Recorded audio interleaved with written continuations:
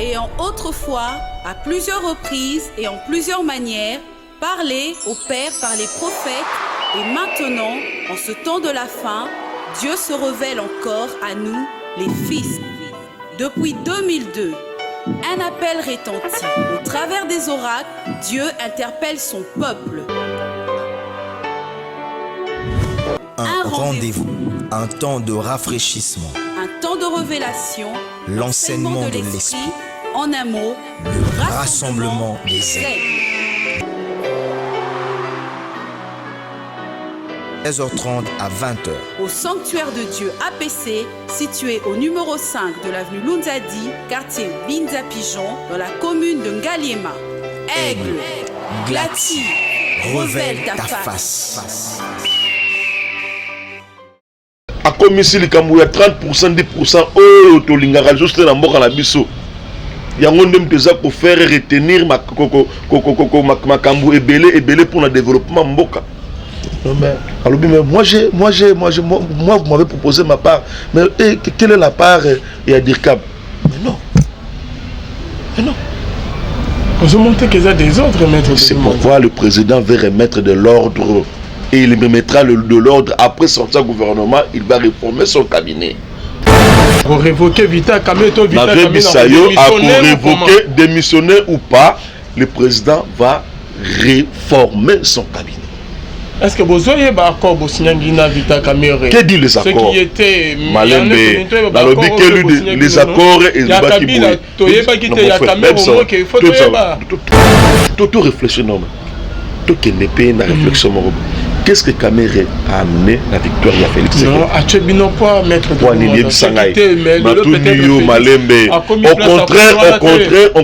Au contraire, nous avons crédibilisé Kamere. Nous avons crédibilisé Kamere. L'UDPS a crédibilisé Kamere. Kamere n'avait plus un poids politique.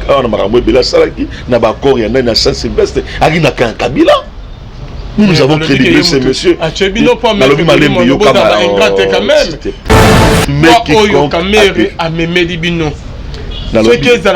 Félix peut-être a commis un président.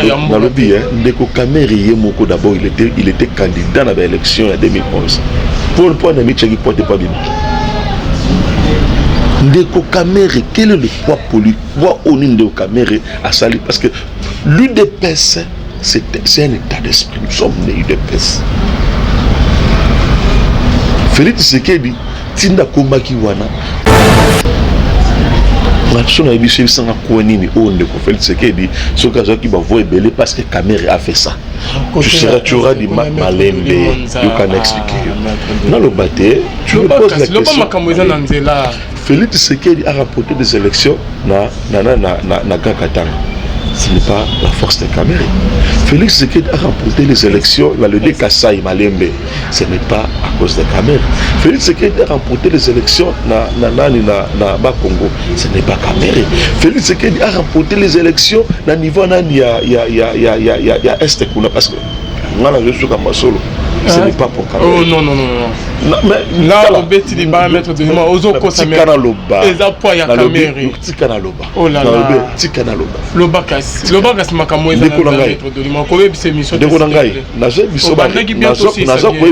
Réalité que moi je vécu. Moi je ne peux pas aujourd'hui accepter que le président Oba Congolais va Tchémisu. Le président Oba Congolais va payer confiance. Le président Oba Congolais va payer espoir. Qu'un individu avec sa bande va nous caber dernière image naïve. Je ne serai pas d'accord. Ok. Ce qui Moutoualingi a travaillé avec Félix Tshisekedi, il va travailler avec Félix, n'a pensé à Félix. Ne venez pas faire le business au nom du président de la République. Ah bon? Ce n'est pas acceptable. Oh, il y aura une explication. Bonzambe, na bonzambe, Lola, ezo futa bien aimé dans les signes Simana, to yaro bakenzama boye, to koye wapi na manso a zo sale la biso bien aimé. Un grand merci na bino nyons to bozo la na biso de partout. Merci na bande nyons to basute na musalo. Là je vois les pasteurs fais amis à la bouche autorisé de l'Éternel depuis Zurich et na filo moko ya motema bivin c'est de homo depuis Londres. Na maman Gisèle, Luke lo motema papa Emmanuel na Boston. Les frères Papi Kongé na tosé toujours sorti album qui sera sauvé et de Konabiso notre sœur que nous aimons beaucoup. Là je vois la belle de la famille, hein?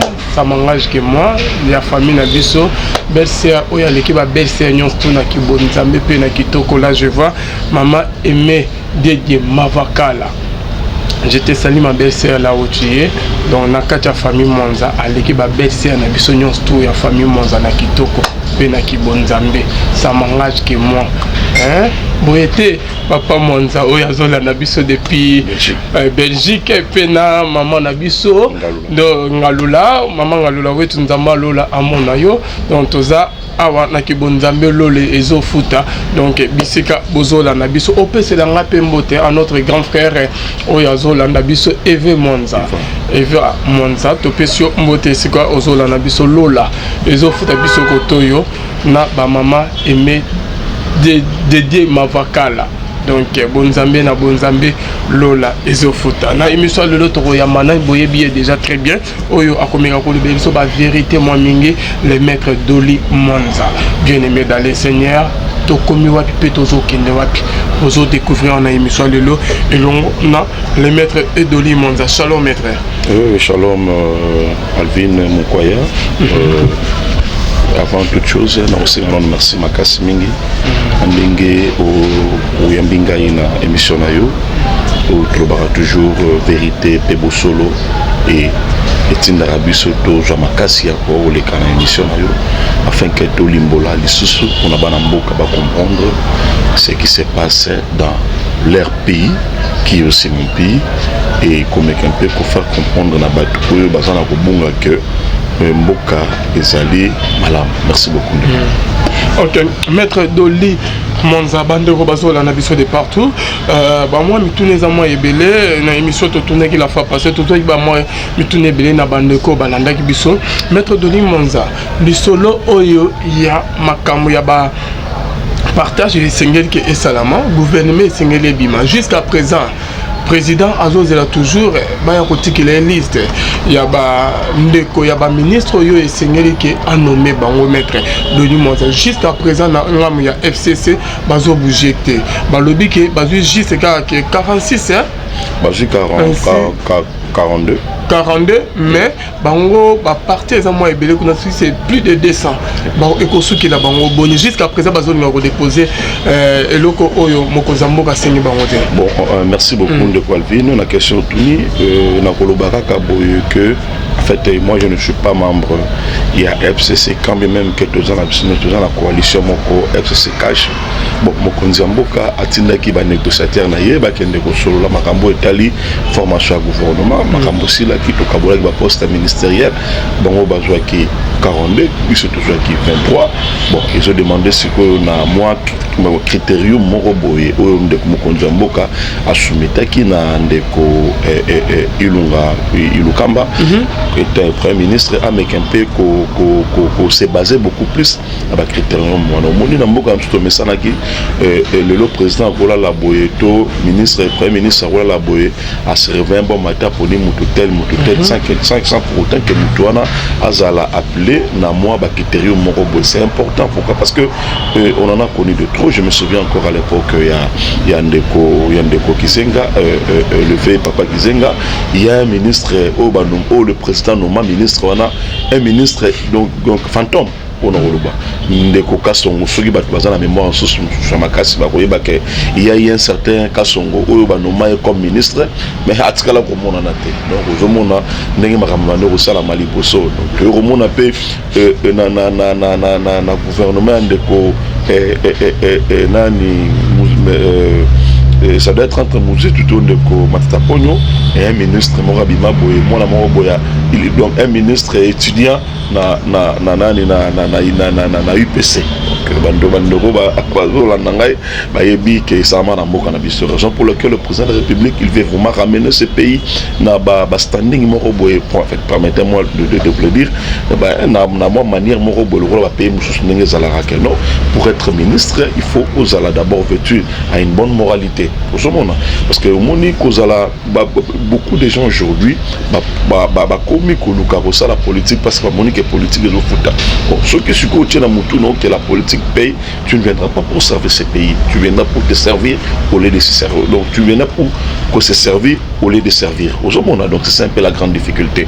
Raison pour laquelle nous sommes, le président a pris l'option, il y a koluka kocha moi, la critérium moi na eza au nombre de 10 pour que permettre na batu oyo barozala ba candidat. Bateau, vous allez appeler d'être ministre. D'abord, il faut remplir les critères. D'abord, sur le choix, il faut présenter le président de la République les 3 noms. Donc, vous avez une formation politique, vous proposez les 3 noms. Les 3 noms, là, le président fait un choix. Donc, voilà, nous voulons tel. C'est ça. Et nous avons bien le pouvoir discrétionnaire du chef de l'État. Nous avons un accord à Saint-Sylvestre. Tout le but est que tout le monde sait que pratique sa président la possibilité de choisir le meilleur parmi les 3 noms. Donc ce n'est pas du tout ma bé. Et puis balobi que bateau nous surtout baza frapper dans la sanction internationale va faire partie du gouvernement OT. Non seulement le sanction internationale et puis bateau baza condamné non seulement la justice internationale et puis dans notre justice. Bon au moins l'aspect wana bateau va comprendre le mot pour changer on a comme si bateau baza moi un peu paniqué pour dire que non voilà bon ça bande comme to dit biso surtout que na régime où il est qui batakaki beaucoup plus par opposants. Nous sommes opposants qui victimisés vis-à-vis d'un régime où il bateau nous surtout bando qui bazaki na ba otondo ko loi détourner bongo boy ndo to karande ko bo chapa détourner 32 millions to kinde ko bo sali bo ndo ko yibi tous ces gens là bazalaki protégés par notre justice. Mais bateau bazmanaki ko munda pour la population bateau bazalaki ko luka changement bango ne basuka na ba prison entre autres bande ko Frank Diongo oyo yebi bande ko nani Muyambo oyo yebi bande ko nani qui vient à biso ya nani Diomindongala. Donc tu vois un peu tout ça. Maintenant le simple fait président qui observe bon pour na kaya batouana au le qui par na décrispation au yamakambo tu collègue awa bango vraiment leur cas ezaka moko boye à part leur cas c'est un cas à part parce que bango zala qui beaucoup plus sur la situation c'était des dossiers politiques. Des dossiers politiques parce que lutte na bango faisait peur na bat obane ko gérer des salariés qui va se retrouver na kawana. Donc pour eux problème na bango vraiment sur le gouvernement européen awa bango baza ma frappé. Là je dois leur dire bande ko nangai vous gardez vos tranquillité na bino en tout cas pour ce qui est na ba critérium au président Tchaki entre autres na mon disposition na sala moi passe mingi moi paragraphe wana to nani makanisi wana côté wana sala moi passe côté na bino oui va garder tranquillité na bango en tout cas cette disposition ne sera pas applicable à eux parce que connaissant tous l'histoire ni bango connaître qui l'injustice à cette époque-là. Mais pour la bande de comme tous autres que bazali na ba collimateur il y a banane il y a justice internationale et consorts. En tout cas leur cas est aux alavoments beaucoup plus nani rozala vraiment na regard makasi mingi parce que bon nous ne pouvons pas aujourd'hui comme cela a été auparavant récemment na ndeko na biso Alex Tamamba ndenge un ministre en fonction accueilli vraiment na mission officielle mais va retenir la justice française. Donc aujourd'hui nous ne voulons plus connaître de cas pareils, raison pour laquelle nous devons répondre na surtout si j'aime il faut promouvoir la jeunesse hein. Donc tenir compte il y a genre P c'est un des éléments et donc mon babilo qu'on a surtout et c'est Pélissibiso d'abord Makanisiwana pour nous mettre de l'ordre. Donc pour nous, à niveau à Caché, nous disons déjà que nous sommes prêts, il n'y a pas un problème entre nous, quand bien même que moi, nous sommes au Tobinga, il y a un gourmandisme, il y a Koluka, voilà, bangote, oui. Donc les gens doivent comprendre que dans l'UDPS, même à l'époque qui est vieille, il y a d'autres partis politiques, d'autres formations politiques qui faisaient déjà partie de l'Utouana. Donc, toujours, ce sont des amis. Lelo va tenir compte que ça bande comme sous l'IDP ça sera lutte na bon temps bon mané ko lia miel na lait et pas de Kabila. Donc c'est un peu ça qu'il doit, il faut vraiment ba lukape ba mec un peu ko garder ba souffle na bango ko lukate ko la gourmand parce que tout le monde est déjà ba comme voilà tout ça boye non la coalition où Salamaki nani entre l'UDPS na UNC. Donc l'UDPS ne venait pas seul dans la coalition parce qu'il avait aussi d'autres partis, d'autres formations politiques. Oh babunda l'UDPS manamboka no subaebi. Donc on de hôpital Caméré na UNC na yo. Donc chercher un peu ya rozala trop modéré ya pour avant que tu comment contribution ya UNC maître Doli Monza et le réseau tonisa bande konabiso ba yimbo ke za moi mingeza ke bazo banga ke na gouvernement kobima les mêmes têtes OK ba bomaki mboka OK to yebi ke basalaki na gouvernement ya Kabila OK basalaki mboka ya avancé te ba ko mona onsu na gouvernement OK kobima ya papa nabiso ilunga papa Doli Monza. Bon omoni ce autal bien donc la hôtel ko brosser quand même élément au nauti ko loba awa na lobi que le président leur avait demandé na ba autre bien on le dit commandement ba monsieur so bien on le dit commandement justement on to lobi za makanisa président de la République donc on lobi que non après 6 mois 10 options pour être choisi ou bien pour osala parmi bato ba ko faire partie dans gouvernement ilunga kamba a lobi que il faut proposer 3 noms. On a déjà place Maramouya. Tant on va proposer 3 noms. Dans 3 noms, on a tel habité OT. Ce sont les 3 noms là. Ils ont 3 noms. Net au Kaboli, FCC, Nakash. Donc FCC sur le 42 ministre aux Anabango. Donc il faut attirer dans chaque poste ministériel 3 noms. Les 3 noms, le président fera son choix. Le président fera ce choix parmi les 3 noms. En fait, nous ne disons pas que nous surtout un travail qui dans le régime parce que je connais encore il y a un adage au Baka, il n'y a pas de mauvais troupes, il n'y a que de mauvais chefs. Peut-être que nous malamu mais on est au Kambabango ça qui n'est mutu yamabe. Donc on a peut-être bon contact dans le système, c'est un problème de système.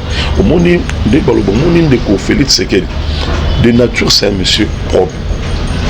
Sérieux. Mais même Mokonzamboka, ex-Mokonzamboka, série morale de la qui non na 4 na adatana monter à malam qui a pour aider pour avancer. Est-ce que vraiment un chef qui avait la latitude de choisir bateau à la peine naïe pouvait tenir des propos pareils? Non. Au Congo, nous avons combien de gens? Au Congo, nous avons combien de intellectuels? Quand tu trouves que, n'est-ce pas le Barobi, au moins le Boko, il y a gauche sur le place, qu'est-ce dit la Bible? On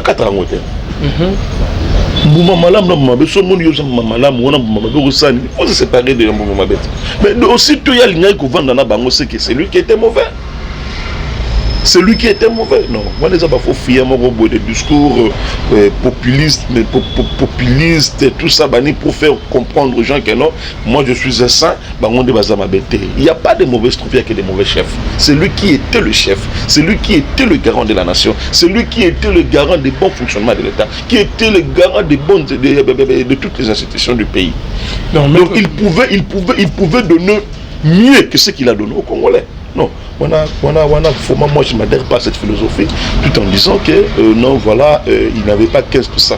Nous avons 80 millions de Congolais dans ce pays. Parmi les 80 millions de Congolais, pour lui, il n'y avait pas d'autres gens. susceptible de faire mieux les choses pour que Congo mata. Tala le long de Félix Tshisekedi, Asie Congo. Les Congos ne méritaient pas la place où Abandé occupée hier. Ce n'était pas normal. Il n'y a pas de... Dis-moi un peu. Parce que celui qui est tout le président de la République, celui qui est tout le magistrat suprême, tant Bandeko Bandeko détourné, Bandeko Bochab, est-ce que quand Bandeko Bochab a ta convocation au niveau d'un parquet général pour répondre? Non. Bandeko nous va détourner ma fibre optique. Bandeko nous va détourner ma bongo o ya banani matata pono. Tout ça des gens pareils. Ba te belé ba les mbongo ya Congo impossible. Lui il était là le président. Il voyait, il ne faisait rien. Ceux qui te mettent au monde, ça sera ce discours à tolérance zéro.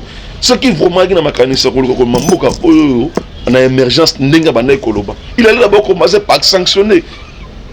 Qu'est-ce que Mouzé faisait? Ce qu'on salit Mabé, il t'arrête, que même chose à Mouninga Naï, même si tu fais partie de sa famille, il met la main. Il n'y a pas de... C'est ça, président. Disciple, il n'y a que les mauvais maîtres, maître de Limonza. Le lot aussi, m'a communiqué et marché que Nambo Cannabis. Donc, tu condamné de mon condamné à faire des choses. Non, non. Il y a un lobby casté. Hier, le mal du Congo portait un nom. Et le nom, il y a mal à Congo, Congolais, nos Saïbi, c'était M. Joseph Kabila. C'est lui qui était le mal à Congo. Mais aujourd'hui, nous avons donné la chance na mwana mboka muto boyebi que non ceux qui problème ezali vous pouvez faire maman na limité pour une fois dans ces pays on a besoin de histoire à mboka na biso au bandit par Renani Kassavoub. Mais les gens, il y a d'autres gens qui disent que Kassavoub n'était pas congolais, Kassavoub était métis. Sur Otali et généalogie, ils ont posé moi problème. Pour d'autres, Toké n'a pas Mobutu. Mobutu, c'est un centrafricain. Parce que l'hôtel a âge à maman, l'hôtel a âge à Moko, maman à Botier, ils ont correspondu à 9 ans. Maman robot à moi. On est faux avec ça, ça reste. Toye n'a ndeko Kabila le père. Bouye Bissé ndeko Kabila le père a fait de ce pays ici. Qui va prendre un officier rwandais au nom de James Kabarebe comme chef d'état-major. Les autres surtout ont un problème à l'Onambo Canabiso. C'est à cause de qui? Ndeko Félix Tshisekedi a toujours remplacé. Il y a d'autres gens qui disaient de lui qu'il est de nationalité douteuse. Qui ne le sait pas. Mais pour une fois dans ces pays, nous avons un fils, il y a moins d'Oriandako. Il dit papa n'a eu, maman n'a eu. Et puis c'est quelqu'un qui est né, qui a vécu, qui a grandi dans la politique de ce pays. Toute sa jeunesse, toujours à côté de son papa. Toute sa jeunesse. Les banigam choses là qui noté bon voilà au monde donc na sala ta mo le roboué na sala jeunesse tem ma pembe ni car ya lutte. Bon on va vivre calme tende tsingana yo. Tu sais ce que papa Mobutu a fait de son père à l'époque. Rwanda papa mbila ba côte basi papa batindie na nani na village natal tout ça cette insécurité wana banini il a vécu ça.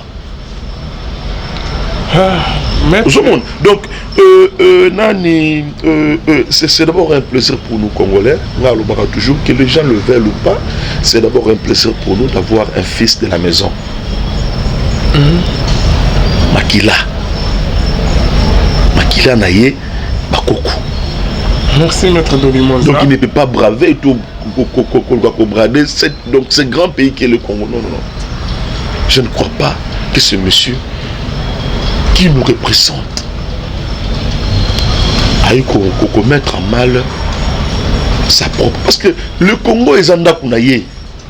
Le Congo est allé patrimoine Naye. En regardant au jalousement, et je vous rassure qu'il fera des bonnes choses. Pour bref, maintenant on s'est lamenté trop. Ah, Félix Zobima trop.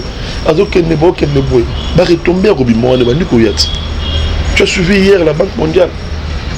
Et en tout cas, ils ont senti que la Banque mondiale la relation avec Katanagi déjà institution de chapeau la relation avec Katanagi déjà mais Félix a renoué encore une fois de plus la relation la Banque mondiale ils ont loué dans le cannabis $1 milliard américain $1 milliard américain pour nous faire quelque chose pour la pauvreté en Mboka. Ce sont des actes où plus faut se plaindre. Et quand on a eu la gestion en Bongo, gestion en Bongo, au banque de la PC, au sentir retomber dans Nakati avec qui continue congolais. Par contre, beaucoup au banque pour nous année précédente tant non ba relation de la qui wana tant bongo zoya boykoto de remusuta beni ndamu na ye koto msuso moni ndoko mata pour na beni ndamu ye moko nzamboka tout ça. Vous verrez comment est-ce que nous allons gérer. Et je te dis, nous allons gérer de la plus belle manière. Maître Doli Monza, merci beaucoup. Maître Doli, réaction dans les années Modeste Bayat réclame 5 postes ministériels au sein du prochain gouvernement de la République. Bon, en fait, j'ai suivi cette information dans les médias et puis personnellement, il y a mon européen de Kobati. En fait, tant que législature et Salamaki, tant que député, côté na Katia, il y a assemblée. C'était ça qu'il a tout de suite dans chaque formation politique, ça le regroupement là-bas. Je montre. Pour la bande il y a FDC allié, on va ça là qui na Katia regroupement là bango, ça qui na Katia FCC.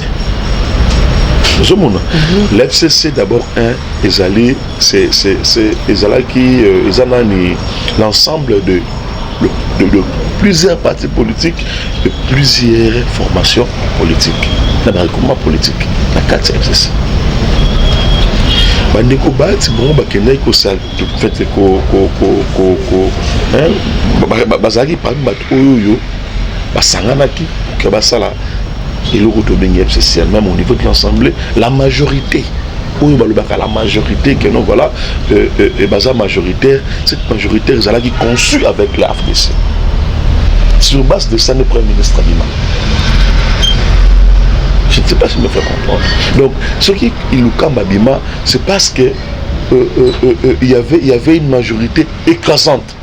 Et dans cette majorité écrasante, il y avait la Katswana, Nani, Afdis, il y a le Premier ministre. Donc, le Premier ministre aussi, c'est un produit de l'Afdis.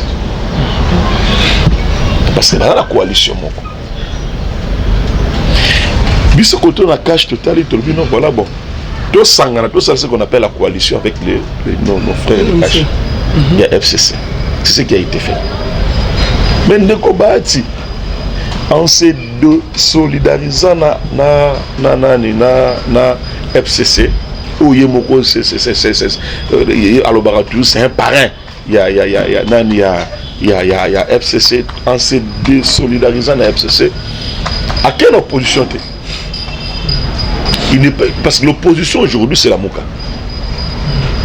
Il n'est pas à l'opposition. Alors je suis toujours dans la majorité. Parce que Yépe a dû faire partie de Misaki, le Premier ministre, vit le nombre de députés dans la Nangoan. Na niveau FCC. Quand tu as 10 députés, ils allaient vous dire comme si disent quand tu as 8 députés, tu as un ministère. Mais lui qui en a 40 quelques députés nationaux, sans compter les députés provinciaux, et aussi le gouverneur, n'a pas président de l'Assemblée provinciale. C'est des bons droits. Il faut appeler ça un ministère où ils ont revenu. Parce que ceux qui appellent ça en côté, ils veulent créer Nénen Koulou. Qui est Nénen Koulou? Le Nénen Koulou, elle prétend être le président, il y en a une FDC allié. Non. L'FDC allié, c'est un regroupement politique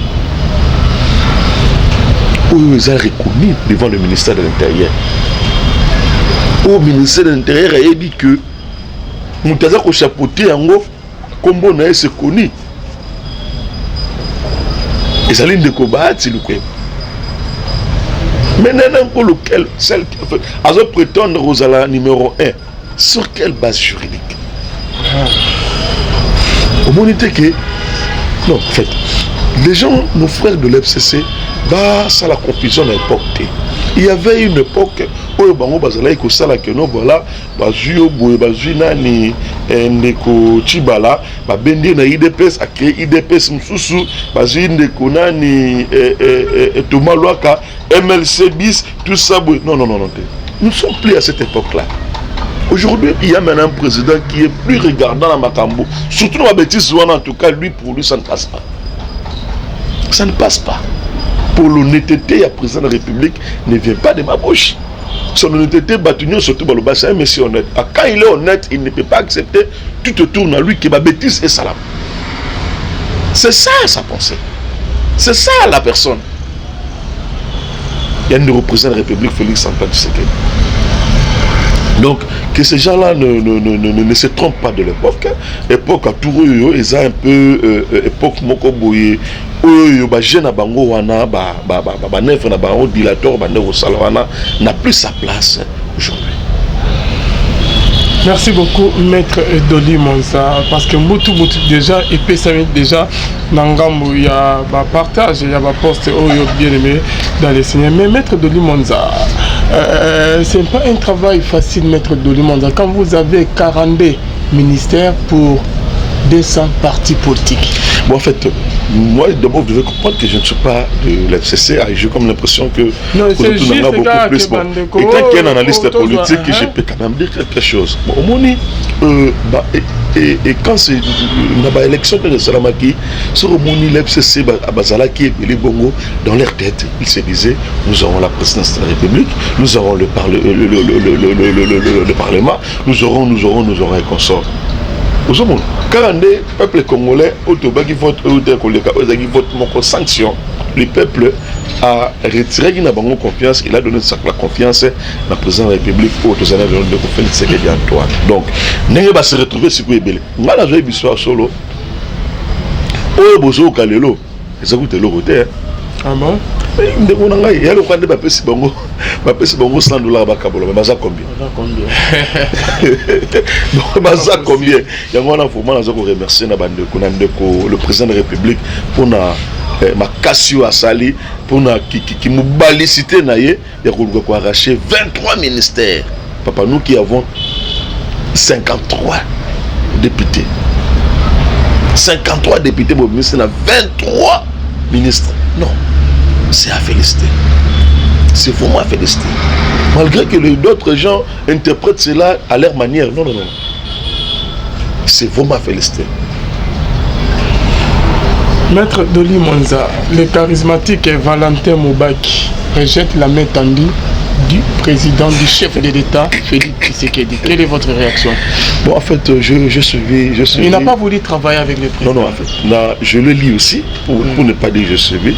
Je le lis aussi dans les réseaux sociaux. Comment les gens ont envoyé articles, Moroboye, tout ça, les charismatiques. Oui, bon, Papa Valentin, c'est un papa. Donc, c'est un papa où on a retraité Malamu Mingi, na combat na yo asalaki na époque ya vieux, quand bien même qu'à la fin Yemoko aeko bebisango, mon ndeko Valentin tongazoloba que nous avons bravé nani le fait to BBC mémoire ya président Tshisekedi Etienne, et que lui ne peut pas travailler dans l'ombre et à Kabila, tout ça. Et mon soeur n'a vendu si réellement voilà azali kolobezali à solo pour moi ngai kopé sanga moi soni makasi mengi cher tout ça qui na ba accord à Saint-Sylvestre avant même que ba accord à Saint-Sylvestre hier tout ça qui na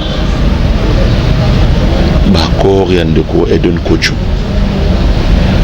le président sortant honoraire de Kabila Kabange a consulté. En consultant, il sentait que tant qu'on consultait, l'IDPS vraiment bazalaki vraiment camponné na moi na vision na bango. Et c'était ça la logique qu'il y avait. Kabila se sentait bloqué. Il y avait une proposition radicale, donc il y a mistake. Et il me suit à contredire. La position non, en tout cas, le col de Kabila a maison quand c'est l'élection, il doit partir.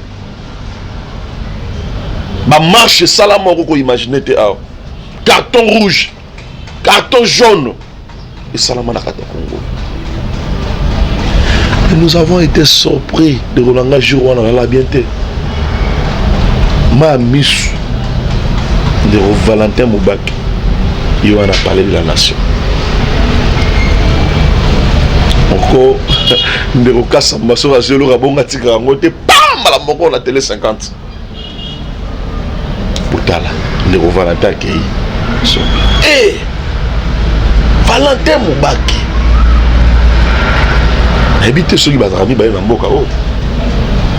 Abouta m'a pas passé. Azaka Yemo. Valentin Abimi. Batandre Miko. Alors bien, je suis allé voir le président de la République. Je suis allé le voir parce qu'il y a un monsieur à mon agé dans mon attend la boutou. Moi, je suis allé le voir la journée. Et puis c'est un homme bon. Et je remets en cause ma ramener surtout le balanga ma pour na solé qui toko. Parce que Kabila promoteur qui est Karoutier Premier ministre. Accueilli par Naye. Donc ce monsieur-là, en tout cas, d'une part, surtout que ce qui peut te taliper malade, il nous a aidé quand même à voir qui est politicien, qui ne l'est pas. Kabila en nous sommes. Ndeko Valentin Mbagba pesi escorte ya banana bambila na ba jeep ba kepa na ndako kuna asangisi bande koneno zotu o boya IDPS yango ndenga Ndeko Valentin Mbagba zo mono ba jeep télé miona parce qu'il savait qu'il va promettre qu'il va pesa yé à sa premier ministre à ce discours lobby de rediriger, de retravailler, de resalabour. Mais quand il avait accepté de retravailler dans Kabila, il n'a pas été Kabila, c'était Kabila qui était le président. Il a été le premier ministre. Après quelques heures, Abi Malibanda a mon sur la police, Bazan a venu na Lemba, na Karish, na Bouto, Chibala, Aleli. Non, moi, $20 000, ma personne qui a l'élite. Mon cher. Et puis, il est là. Alors, je ne veux pas voir, donc, je ne suis pas prêt à la messe sale. Il y a des conflits de sécurité. Oh, écoute, des conflits de sécurité, moi, je suis IDPS. Aux hommes, on a Alvin. Moi, je suis IDPS. Makila IDPS. Oh, il est là, président. ABC na ok na iko yo traité moi je suis plusieurs fois ma déclaration de Konani Valentin Moubak traitant Kabila de Rwandais traitant Kabila de non congolais mais il est allé le voir Basololi il a accepté de travailler dans son gouvernement Zobanenali. Merci beaucoup, Maître Dodi Monza. Bande Kobazo, la Nabiso, Maître Dodi Monza de partout. Tout maintenant au côté selon un peu Malamoko. Concernant, il y a Bande Konabiso, il y a INC, Victor Camille et Maître Dodi Monza. On ne comprend rien, Maître Dodi Monza. Qu'est-ce qui se passe au juste na cabinet ya chef de l'État ni zoli kana parce que mbutu donc ils ont pas mimi ils ont tambola déjà. Qu'est-ce qui ne va pas avec Vital Camille? Bon, en fait il se passe rien, seulement il fallait qu'on rappelle Neronabisoana à l'ordre. Bon, rappel à l'ordre, ce n'est pas moi, c'est ça, le président de la République Assala Kiambo avant Assala Voyage. Qu'est-ce qui s'était passé au geste? Non, le président avait convoqué tous les membres du cabinet, parce que le cabinet, le chef de l'État, est chapeauté par un DECAP. Le DECAP, bon, on a des Ndeko Vital Kamerhe. Des autres exemples. Le président, lorsqu'il a senti, Ayoki, Batouba Lobby, Bissoto dénoncé, Baderom sous Balobi, et le président a palpé en gros sentir que non, voilà, que Ndeko Vital Kamerhe, il a transformé le cabinet du chef de l'État en un business. De le président, ben ça qui bango surtout tous les membres de son cabinet. Pour la Rolobana Bango, foi aux yeux. Ma propos n'est à qui douter. Il a dit. Il était rigoureux dans Marambo Lobakiwa. Nous avons suivi cela. Parce qu'il a senti que Balingi Batien Potopoto Bozoba n'a rien naïe. Et quand le président veut prendre à Zolobela, membre cabinet naïe, il s'attaque à leur chef. Et qui était ou qui est Ndeko Vital Kamerhe. Il y a tout ce qui est Ndeko. Tout s'appelle Makasi Mingi na sanction pour sanctionner un de membres de son cabinet. Tout le monde est surtout dans les réseaux sociaux. Bon, à commission il y a 30%, 10%, oh, to lingara juste dans mboka na biso. Il y a un monde pour faire retenir makambu ebele pour le développement mboka. Alors, mais moi vous m'avez proposé ma part. Mais quelle est la part et à dire câble? Mais non. Mais non. Vous montez qu'il y a des autres maîtres. C'est pourquoi le président veut remettre de l'ordre. Et il remettra de l'ordre après sortir du gouvernement. Il va réformer son cabinet. Cabinet, donc, à révoquer Vital Kamerhe, à révoquer, démissionner ou pas, le président va réformer son cabinet. Est-ce que vous avez un accord pour signer Vital Kamerhe? Que dit les accords? Ce qui était Malembe, les accords et les tout réfléchir normal. Tout qui n'est pas une réflexion. Qu'est-ce que Kamerhe a amené la victoire à Félix Tshisekedi? Non, Achebino pas mettre de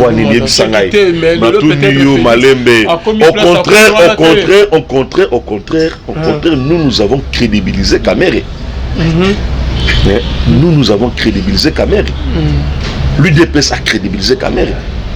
Kamerhe n'avait plus un poids politique.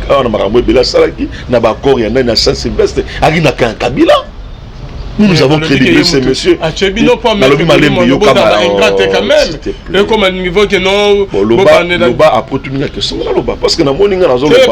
moi j'ai décidé, je suis venu pour parler. Je mets quiconque ceux qui sont là, Félix peut-être a commis un président. Ndeko Kamerhe d'abord il était candidat à l'élection en 2011. Pour le point de vue porte pas bien. Ndeko Kamerhe, quel est le poids politique? Poids au Ndeko Kamerhe à Sali parce que l'UDPS c'est un état d'esprit. Nous sommes nés UDPS. Félix Tshisekedi Tinda Komaki Wana Ezali Makila et UDPS. Félix Tshisekedi même dans l'accord où il y a ça c'est lui qui était le patron de délégation. Il y a rassemblement. C'est lui.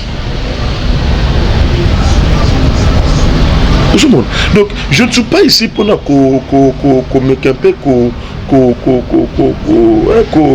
frustrer mais quand même qu'il ne doit pas bosser que avant Bango Baya dans l'alliance l'UDPS existait. Félix Tshisekedi était déjà pour ça. Félix Tshisekedi était déjà pour ça parce que son ambition. Nous avons travaillé dans la centrale électorale. J'ai été aussi parmi les avocats Yakashi. Beaucoup plus UDPS parce qu'il y a une scène à comparaître. Son ambition c'est Félix Tshisekedi ce cas qui va voir belé parce que Kamerhe a fait ça. Tu auras dit Malembe, you can expliquer. Dans le bâté, tu me poses la question. Félix Tshisekedi a rapporté des élections na Grand Katanga.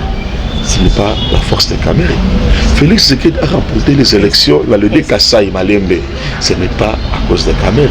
Félix Tshisekedi a remporté les élections na Congo. Ce n'est pas Kamere. Félix Tshisekedi a remporté les élections na niveau nani ya Est kuna parce que je suis comme solo. Ce n'est pas pour Kamere. Oh non.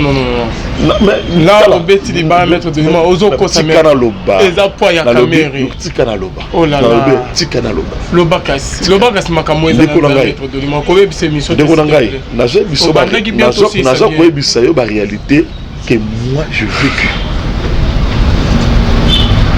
Moi je ne peux pas aujourd'hui accepter que le président Oba Congolais ba Tchemisu. Le président Oba Congolais va payer confiance. Le président Oba Congolais va payer espoir qu'un individu avec sa bande va nous caber dernier image naïve. Je ne serai pas d'accord. Ok. Ce qui Moutoualingi a travaillé avec Félix Tshisekedi, il va travailler avec Félix, n'a pensé à Félix. Ne venez pas faire le business au nom du président de la République. Ah bon? Ce n'est pas acceptable. Oh, il y aura où vont les choses. Les accords, d'abord les accords et le bec qui Kamere aux la Premier ministre. Mais où en sommes-nous? Mais en 2023, il y a un ministre. Il y a un président. Est-ce que d'abord Félix a un deuxième mandat. Félix Tshisekedi, mon président. Ce n'est pas lui qui va voter le président de la République. Mais c'est à vous représenter du soutien. Qui vous dit qu'il va? Ce peuple de l'obin de Koa au Salamalamu. Non. Mais Basola qui va me baler malembe. Basola qui va lobby. Basola qui va le bailler kende au caméra aux la première ministre ça sali. C'est un exemple. Basola qui ce qui peuple de lobby. Nous ne voulons plus dans ce pays que la nationalité nous a douté, jamais. Ah bon? Là vous parlez de qui mettre bien. Dans ce pays qui est le Congo ne sera que dirigé par le fils de la maison. Donc nous subissons on a dit. On a pardon. Tu veux être ministre, tu seras ministre. Mais nous ne voulons plus mettre donc à la tête de ce pays origine mystique jamais. Non, mon modèle ingratitude. Tu sais qu'aujourd'hui, si on a vu ça, est Lelo, on va connaître Lelo. Beaucoup plus ça, on va créer une sécurité dans l'Est. Tu sais combien de gens vont confier dans l'Est? Ngano tovanda awa to melata maya ngano tovanda awa to zuleta moi taba mais quelle est la est kuna faut nga la société maître Doli to comme na souka. Je veux seulement te faire comprendre que tout qui belé on peut pas accepter que tout le monde va créer ce qu'entreprise moi si n'ayez pas à créer entreprise construction pas papa c'est bon marché de 18 millions. Ah papa on beaucoup ça kabino pour beaucoup quand on t'a chambé le pan ou place tout ça 12 millions oh tout ça non. La richesse de ce pays doit profiter aux Congolais. Il n'y a pas plus de Congolais spécial que les autres. Non. La richesse de ce pays doit profiter aux Congolais. C'est la fin de notre émission. Non, tout celui qui veut travailler avec Ndeko Félix Tshisekedi, du président, doit le faire avec amour. Vous travaillez avec Félix avec amour. Ne venez pas faire le bêtise. Il y a président de la République. Non. Voilà, en tout cas, tu es mon ennemi. Ah bon? Et tu seras mon ennemi. Parce que Moutoua na makanisa malamu ya élever ce pays. Moutoua na makanisa malamu. Non mon frère ami. Non. Toi ça la complaisanté. Na lobby de konangai omon azo aider chef de l'état na makambo ebele. Na lobby omon ndeko na omon ngai ndeko na yo. Quand tout ça bande ko boy. Ce qui namoni que ta présence no pembeni na ngai eza compromettre ngai te na évoluer kitoko. En tout cas, nous devons nous séparer.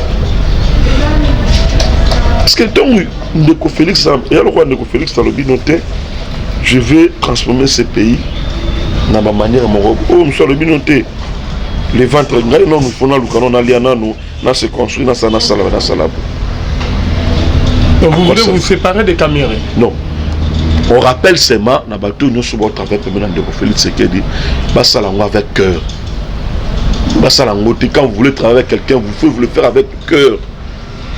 Pour Ndeko Félix Sekedi, il y a la charge à mon nez à Moka. Et puis na malobo papa le autre soit le temps dit Félix, papa Lobaki, les peuples d'abord. Il doit concrétiser maloba papa. C'est un testament.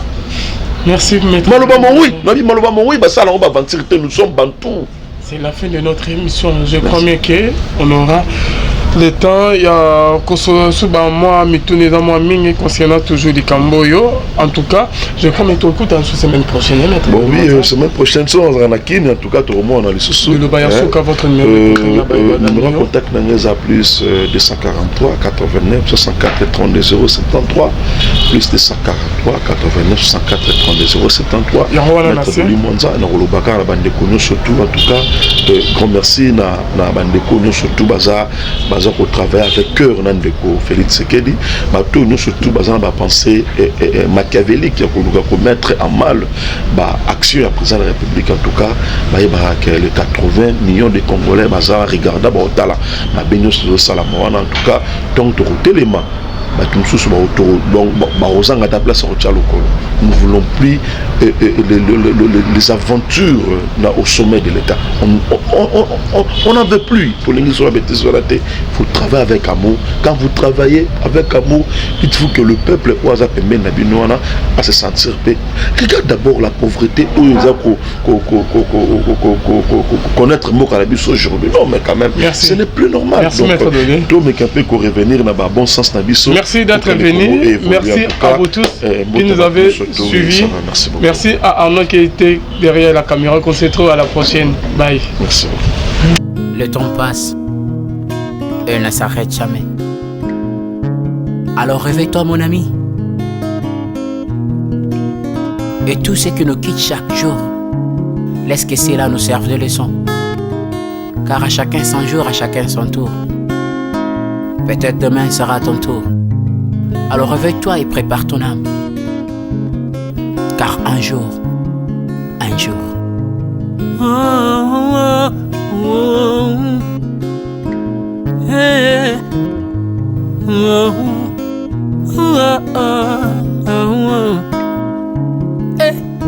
le temps passe, le jour s'envole, s'en va si vite sans laisser de traces. Comment faire pour l'arrêter, car il nous amène vers le jour de départ. Tous efforts avant nous n'ont pu l'arrêter. Il s'en va sans arrêt, sans pitié, ni nous laisse le temps de faire nos bagages, et de tout mener. Le temps passe, le jour s'envole, s'en va si vite sans laisser de traces. Comment faire pour l'arrêter, car il nous amène vers le jour de départ. Tous ces efforts avant nous n'ont pu l'arrêter. Il s'en va sans arrêt, sans pitié, ni nous laisse le temps de faire nos bagages et de tout amener. Il s'en va seul sans nous. Faut mieux perdre tout plutôt que de perdre son âme, À quoi bon tout gagner, ben sera que vanité. À quoi bon tout gagner, perdre son âme si l'on est censé de tout laisser. Moninga, verser le sang de l'autre, si demain sera le tour, tu seras seul comme dans un miroir. À quoi bon tout gagner, perdre son âme si l'on est censé de tout laisser. Moninga, verser le sang de l'autre, si demain sera le tour, tu seras seul comme dans un miroir. Où tu rendras compte devant le Seigneur toute ta vie sur terre. Après avoir tout gagné, l'on s'en va seul, sans rien amener. Vaut mieux perdre tout plutôt que de perdre son âme. À quoi bon tout gagner, demain sera que vanité. Vanité. Vaut mieux perdre tout plutôt que de perdre son âme. Perdre son âme, perdre son âme. À quoi bon tout gagner, demain sera que vanité.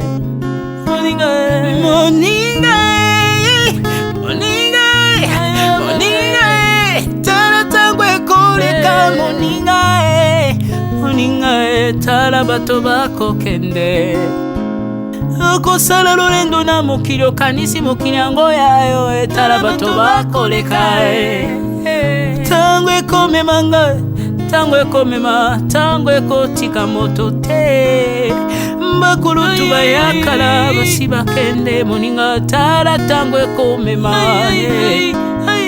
Papi Charles Mombaya si akenda kala. Otango otango eza komema. Ya Marie si akenda Misa Mungolo tala tango ebebi Papa de baba si akenda kala. Tango tango eza koleka. Ale moloto si akenda kala. Otango otango eza koleka. Ata mobutu sesese kokukungwendo wazabanga asi akenda kala. Tango eza koleka. Muse Laurent Désiré Kabila akenda kala. Tango eza koleka. Tango ekotika moto te, tango ebangaka mokolo te. Liwa bangaka mokolo te, abangaka peleki te.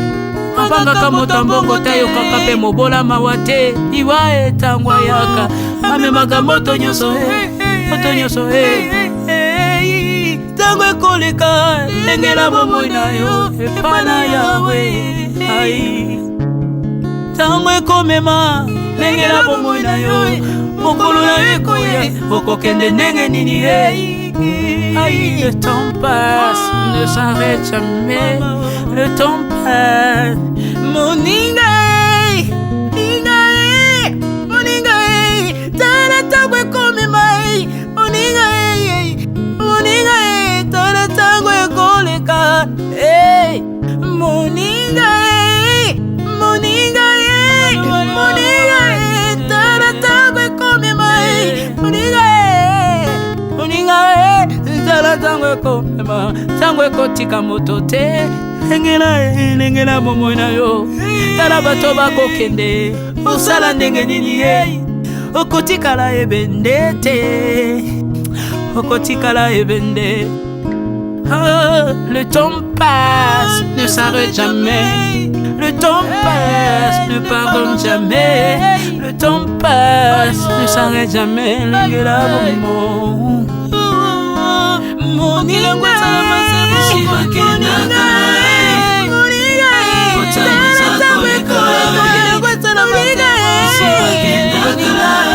tala tango ekoleka. Ekolo nyonso bato bakoki tango eza koleka. Nalela mpona nini nalela mpona nini tango eza koleka.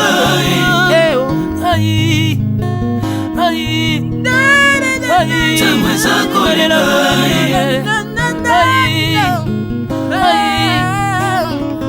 Tango eza koleka. Le temps passe. Oh, Alvin et Béa, tala tango ekoleka. Tala tango ekoleka. Nabongisa bomonanga mpona nini bato bakokende biloko nyonso ekoleka. Nalela tina nini natangisa makila na boma bato mpona nini soki nyonso ekoleka. Un jour